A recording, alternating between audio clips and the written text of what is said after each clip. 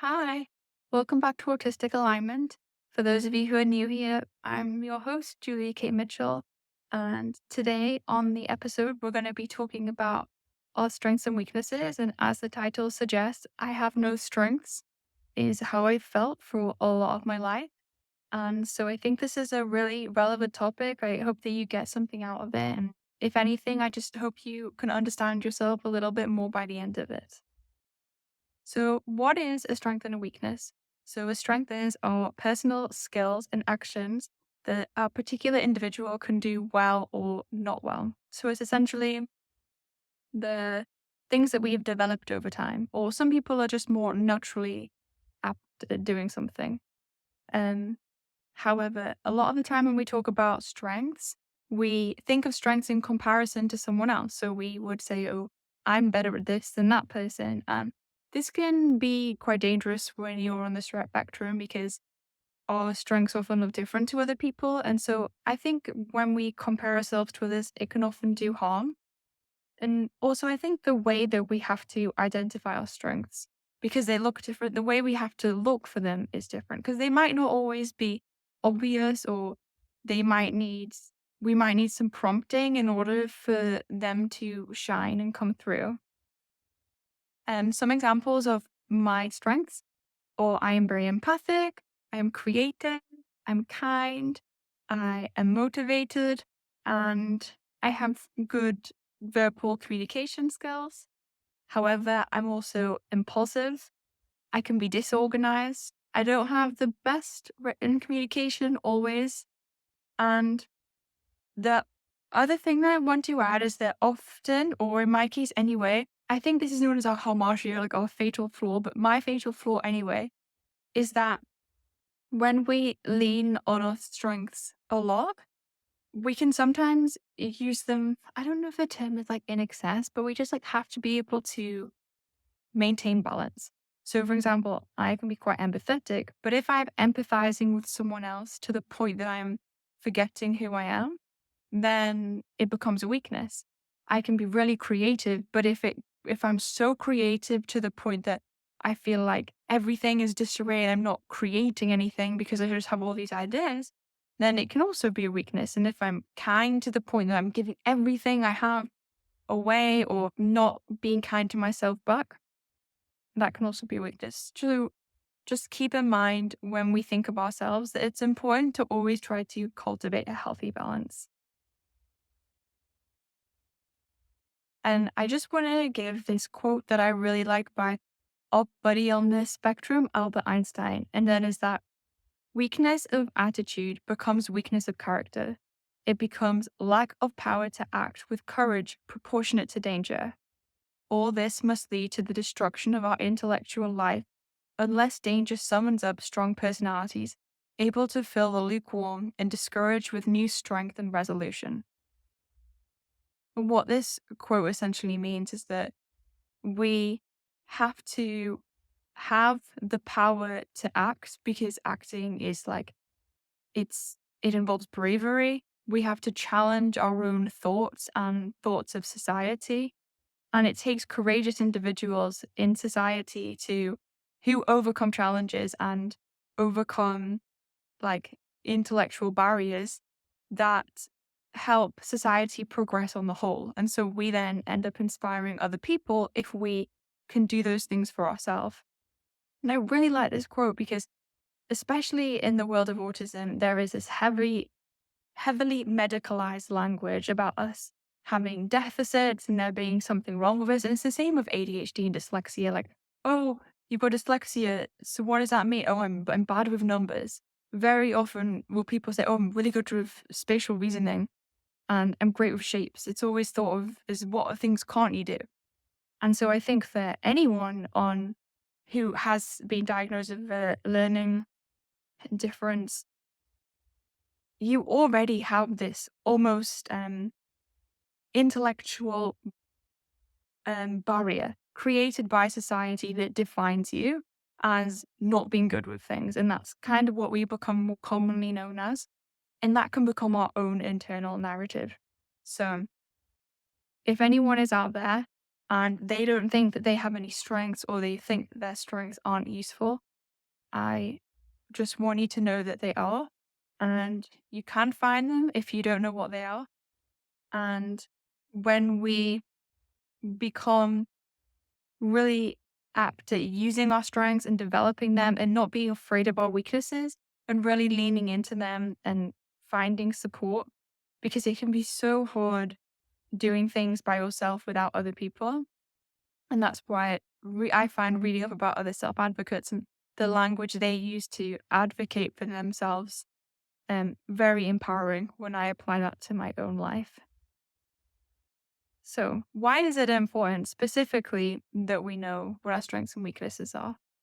Well, it can help us navigate life better when we know what our strengths and weaknesses are, because we're able to predict the challenges that might come when we're confronted with certain tasks, because we'll know the things that we find hard. So, for instance, I work as the employment education specialist, and when I got this job, I knew that something I would find difficult would be admin.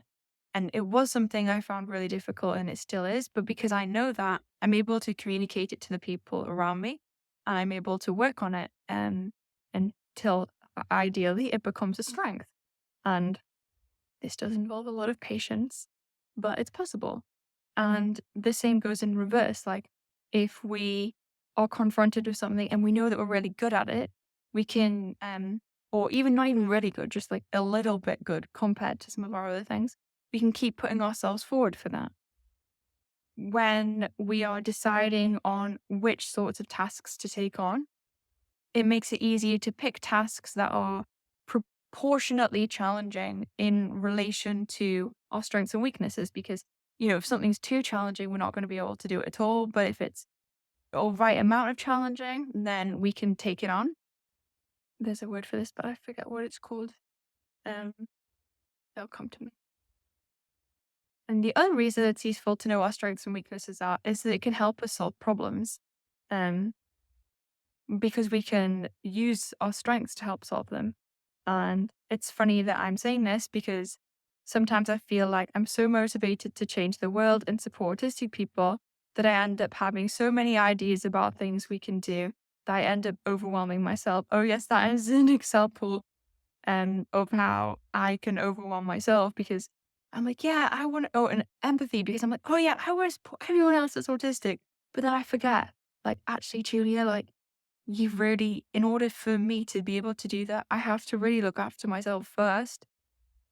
And so when I show up to work and I keep developing my weakness, which is my admin, I actually end up helping other people when I first help myself. One of the reasons that sometimes tackling a weakness can be difficult for me, I'm just saying this for me, like, it might not be the same for you, but for me, it's because when I tackle a weakness, I end up stimming more because I become anxious.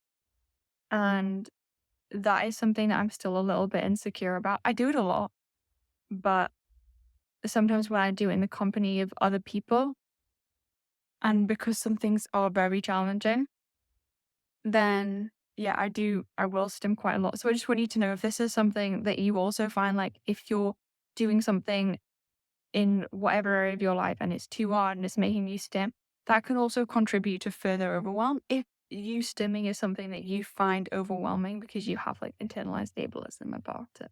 So just keep that in mind also.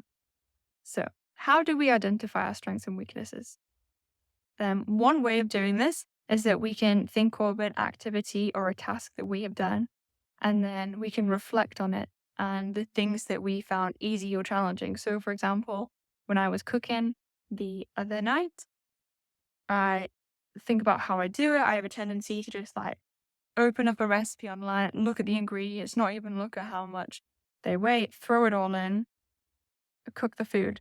Now, this is an example of me being like a bit rushed and not always reading things through properly and being a bit disorganized. Now, the benefits of this are that I probably end up cooking a bit faster and I might get more done. However, it might not always taste good because I'm always it's just like I very chance. I just take things on chance, right? So that can be one way of doing it, is reflecting on how you do something. But then I guess the skill is like tasting the food and knowing what you need to put in something in order for it to taste good. So that's an example of my reflection on a strength. Another way that you can do it is you can ask the people around you, but you gotta be careful that you're prepared for their answers, because you might not like what they say. For example, when I was younger, I would say, "Mom, what are my strengths?" And my mom would say, "Well, Julia, you're a people person." And I remember thinking, well, Mom, they don't teach that in school. That's such a cop-out strength. You're just saying that because you're my mom and you're trying to be nice. And also because I put so much pressure on myself to develop my social skills that I struggled to see this as a strength because it was so difficult.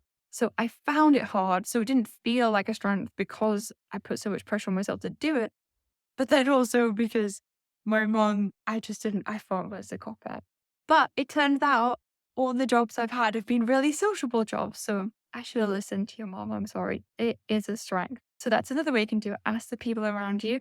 And if they say, "Oh, I'm not sure, let me just think about it," don't be offended. Like, try not to take it personally. I know some of us, including myself, can be very sensitive to these things. Like, "Oh, we definitely have no strengths." Just be patient with them, because some people really want to get the right answer, and then maybe that's for them. Maybe they're more detail orientated and they want to really be able to give you an answer that they think you deserve. So that's the second one. Ask the people around you. And another thing about asking the people around you is people around you might have different opinions on what your strengths are, but that's great because then you get a diverse perspective about it. Now, the third one is that you can take on a challenge, take on an activity, and as you're doing the activity, a bit like the reflection one, but it's just more present, is you're just noticing in your body as you're doing it, what things do you find difficult? Where are you having to take pauses and breaks?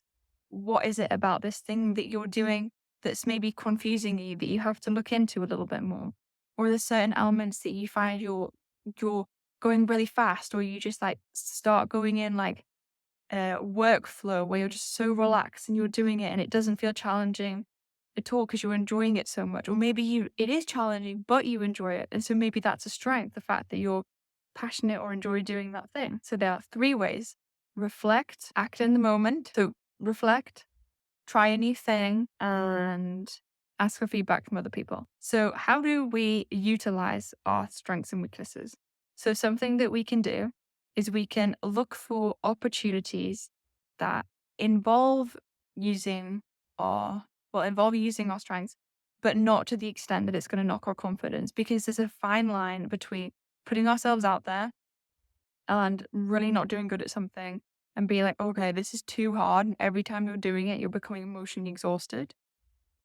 Or you can pick something that's really easy and just do it a few times until you feel like, okay, I'm confident and I'm ready now to move on. So make sure you're measuring how challenging something is for you. And then it's important to be like, a bit like going to the gym and lifting weights. If something's really heavy, it's really challenging, make sure that you want a long pause after it to rest. And then come back and try again, and go away and come back and try again. And that's it. It's just about that resilience. Pause, break, come back. Pause, break, come back. So you always have time to recharge. Avoid things that involve that just involve us using our weaknesses, because again, that'll knock your confidence. You can follow your passions, because often when we follow things that we're curious about or passionate about or interested in, it can give us a lot of motivation and determination to develop our strengths and weaknesses. Because even if we're not concentrating on them in the moment, the fact that we're so interested in something, and I know this goes for a lot of us, if we're so interested in something, it doesn't even feel like a challenge trying to work out how to do it, because we're just so focused on that thing that kind of the feeling of being challenged just kind of goes. Now, something that I've noticed since working with other people on the spectrum is that, and this is so generally speaking, but people typically, we like to be quite black and white people. So I find that people can often fall into 1 or 2 areas, and that is either they don't think they have any weaknesses at all, in which case that is a weakness, and we could really do with working out what our weaknesses are. Because especially if you go for an interview, you really want to know what they are so you can communicate them to others. Otherwise, people will be like, Like, there's definitely a weakness here, and if you're not confident admitting it, that can sometimes say something about your character too. And then the other thing is when we don't think we have any strengths. So I just want to share this little thing about my life because I think it might resonate with some people, and that is that as someone on the spectrum, and I have ADHD, the way in which I build my strengths, sometimes I need a bit of extra support, and it can look different than it might do for other people. And I used to be very embarrassed about this, and I will be honest, I still am embarrassed, but I'm gonna share this with you because I think, well, I just hope that by sharing it you can know you're not alone. So I'm 31, and in my job, as I mentioned, I can struggle with organization, and so I have tried like quite a few things, quite a few methods, and there were some times when it wasn't working and some things did work. But something that I did this week, which I was really proud of myself for, was I created a reward chart. And so that I would go to the different people that I do projects with at work, and I would take my reward chart. And so the idea is that they can then give me a sticker for every time I complete a certain task at work, because I have a tendency to really procrastinate and have challenges organizing my time. But the idea of getting a sticker, because I also struggle with self-confidence, helps me look back and I can see all of the work that I've done, all the stickers that I've got to help boost my confidence. And I do this because I know some people will be like, oh, well, why don't you just write it down? Well, I could, but I get a bit stressed out sometimes by words. But to me, pictures and symbols is more of like a dopamine hit. And plus I love stickers. So just the idea of me being able to go to someone and put a sticker on something, so then I can be like, okay, I've got X amount of stickers, and I know it's a workplace, but I'm telling you this because whatever tool works for you, like, there isn't anyone out there saying, oh, this is the only way to support someone. Like, people genuinely often want to support other people on the spectrum, and something I've learned at work as well, it's definitely about how you approach people. And when you are vulnerable about it, it makes people a lot more willing to support you, because I had a tendency anyway to get very angry and upset and be like, I feel like I'm not supported. And